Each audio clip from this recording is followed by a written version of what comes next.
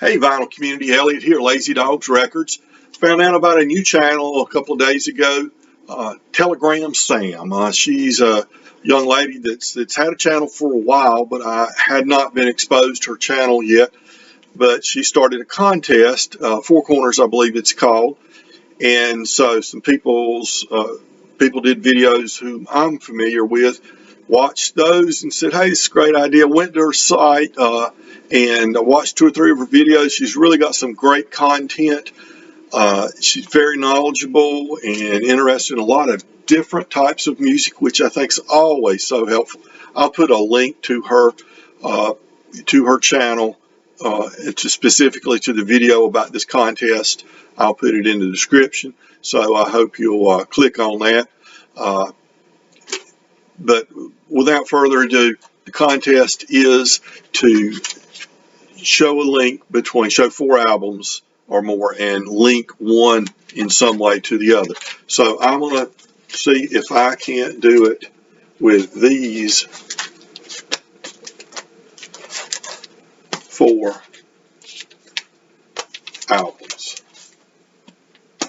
And they are Dr. John, and this is Destively Bonnaroo, Desittively. Never seen the word before in my life. And the Hillman, John Starling, Long Time Gone, and Robert Palmer, Sneaking Sally Through the Alley. Now, I found out that through Mazzy's video that I believe Sam is from the San Diego area. So when I was trying to put something together, I said, all right, well, let me start with an artist from the San Diego area, Chris Hillman, right here. Chris Hillman grew up not far from San Diego, and, of course, is best known as being a founding member of the Byrds and the Flying Burrito Brothers and Manassas, and a lot of work, solo work, and work with others, intermeshed with all of that. So first, I'm gonna look at the Hillman album. Now, the Hillman were actually the Golden State Boys, a bluegrass band from California, and this is a reissue from 1981 on Sugar Hill Records. And Hillman was young. This was his second bluegrass band that he was in. He was in one before this, so he'd done one recording prior to this, I believe. These recordings were made in 1963 and 1964 at World Pacific Studios. Jim Dixon, who is the man that called Chris Hillman up and said, we've got a band forming and they need a bass player. Are you interested? And that's how he became a part of the Byrds. Well, prior to that, he was doing a lot of bluegrass, and this is a really good album. It incorporates 4 artists that would go on and all have long careers in music. Of course, Chris Hillman, mentioned him. He's our link here. Don Parmley, right here.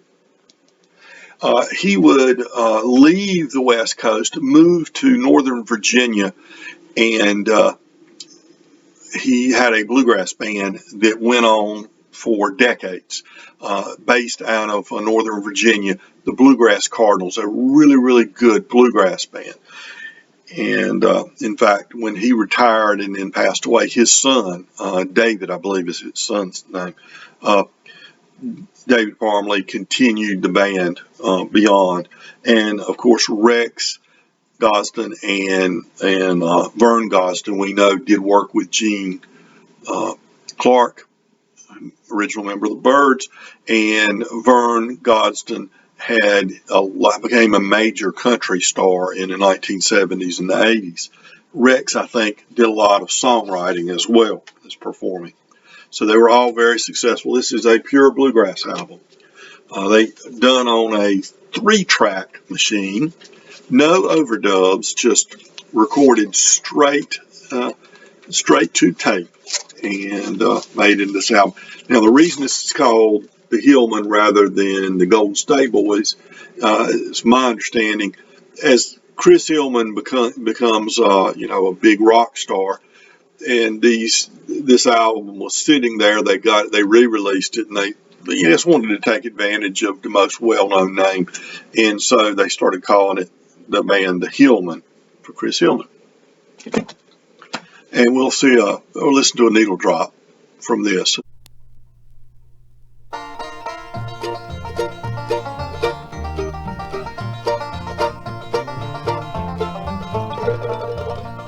Oh, it's fairly well, my darling true. I'm leaving the first hour of the morn. I'm bound off for the Bay of Mexico, or maybe the coast of California. So it's fairly well, my own true love. We'll meet another day, another time. It ain't the leaving that's a grieving me, but my true love is bound to stay behind. So there's hearing a Bob Dylan tune fairly well from the Hillman. Okay, how am I going to connect this to my next album? Well, Chris Hillman, of course, soon after this joined the Byrds as their bass player, and the Byrds had a lot of success. Eventually, he left the Byrds after Graham Parsons had joined the Byrds. Graham got fired from the Byrds, and soon after, Hillman left the Byrds. And Hillman, even though he had fired Graham Parsons when he was in the Byrds, he and Graham got together with some ideas to form a new band, and they formed the Flying Burrito Brothers. One of the great albums of all time. I wouldn't say one of the great bands, but one of the great albums of all time, Gilded Palace of Sin, that they did. And they did another one with Graham, and then Chris fired Graham again for good cause, I must add. And so he fired him from the Flying Burrito Brothers and went on with the Burrito Brothers a little bit longer. And he was in the D.C. area playing the show. Chris Hillman was Flying Burrito Brothers show when he was in a club in the Georgetown district, I believe is where this was. And he was introduced to a female singer named Emmylou Harris. And, of course, you know the story. Chris thinks, after hearing Emmylou, that knowing that Graham was looking for a female singing partner, that this would be a good match for Graham. So he contacts Graham, and they make the connections, and Emmylou Harris becomes a singing partner of Graham Parsons for his solo albums before his death. But there's more to the story. Okay, how did Chris Hillman meet Emmylou? He didn't just walk up there and say, "Hi, I'm Chris Hillman. What's your name?" and like that. He was introduced to Emmylou at the club by somebody. Who introduced him? John Starling. Okay, this is a great album called "Long Time Gone" from John Starling. Now, John Starling was he was a lot of things. He was lead singer for one of the great D.C. area bluegrass bands, the Seldom Sing. He played with them for several years, but he did two really good solo albums for Sugar Hill, this being one of them, Long Time Gone.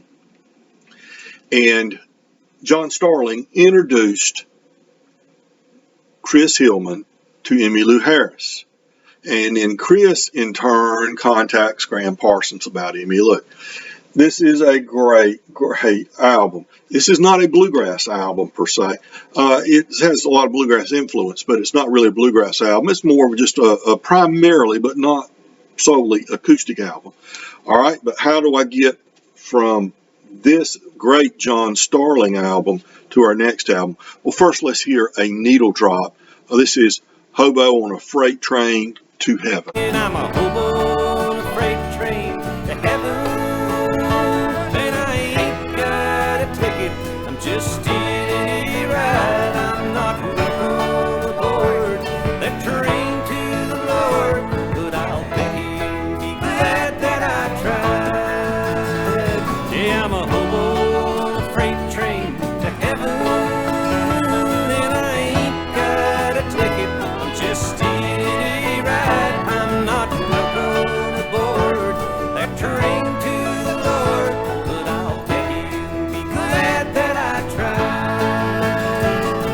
Okay, so you heard John Starling, Hobo on a Freight Train to Heaven, and lots of important artists on here.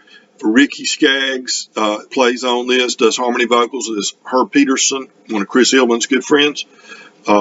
Mike Aldridge on the dobro, Sam Bush on the mandolin, Bill Payne from Little Feat on the piano. Herb Peterson plays the rhythm guitar also on here. John Cowan from Newgrass Revival plays the bass.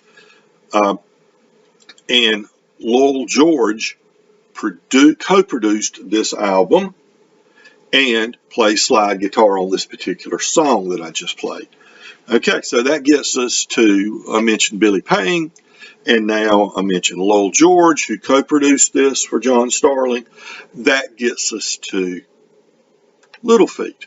But I'm not going to show you a Little Feat album next. Instead, I'm going to show you a Robert Palmer album.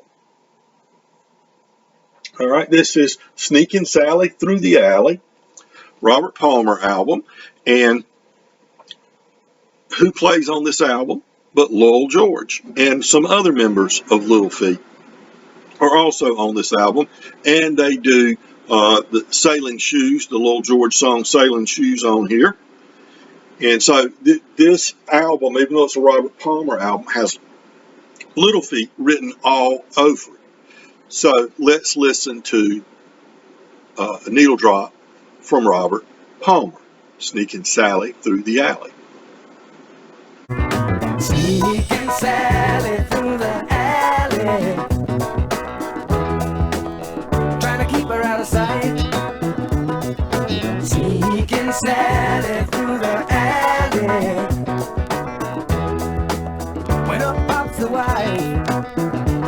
I said I can't find nothing wrong with being friends, 'cause sometimes she lets me use the car. She said if you can't find nothing wrong with your mind, you better find something wrong with her. All right, Sneakin' Sally Through the Alley was written by Alan Toussaint from New Orleans. So, and he does. There's another song by Alan Toussaint on here that Robert Palmer does. So that gets us to New Orleans. Okay. So, and I hope I'm saying his last name right. I always mess up on the Cajun names and the New Orleans, the French names. Toussaint, I guess is how we say it. Alan Toussaint, the great songwriter, producer, musician, performer from New Orleans. Well, someone that was heavily influenced by Alan Toussaint is Dr. John. Okay, and this is an album from Dr. John from 1974, Atlantic Records, Atco actually, but subsidiary of Atlantic, and it is produced by Alan Toussaint, and we'll hear a needle drop from this. Well, we know you don't feel that alone don't count. Dr. Sweat and Charles of mine couldn't be worth a dime. Got to live and give, yeah and yeah, really putting love in your hair. When your neighbor's down, try to pick him up, nobody can live in despair. So, Dr. John, produced by Alan Toussaint. Alan Toussaint was a big influence on Dr. John's music. And so, we've gone now, if we go in reverse, the great Dr. John playing that New Orleans style gumbo of soul, blues, funk, rock, whatever you want to call it. It was produced by Alan Toussaint. 2 songs on Robert Palmer's album were written by Alan Toussaint, including the title track, Sneakin' Sally Through the Alley. Don't you love that cover? That is a very British cover. It just seems British to me, which makes sense. And Lowell George writes songs on this album and plays on this album. And he produced or co-produced this John Starling album, a long time gone, a not quite bluegrass, but a very acoustic oriented album that's really, really good. And John Starling introduced Chris Hillman to Emmylou Harris, and we go from Starling then to Chris Hillman and his second bluegrass band when he was in his late teens, I would say, at this point, 1963, 1964. So we've gone from San Diego to LA, from LA to Washington, D.C. Don't know exactly where they produced the Robert Palmer album, maybe back to LA, I'm not sure. And then to New Orleans. All right. So there we go. That's my entry into the four corners for Telegram Sam. All right, everybody. Take care. Remember, be kind to your neighbors because we're all neighbors.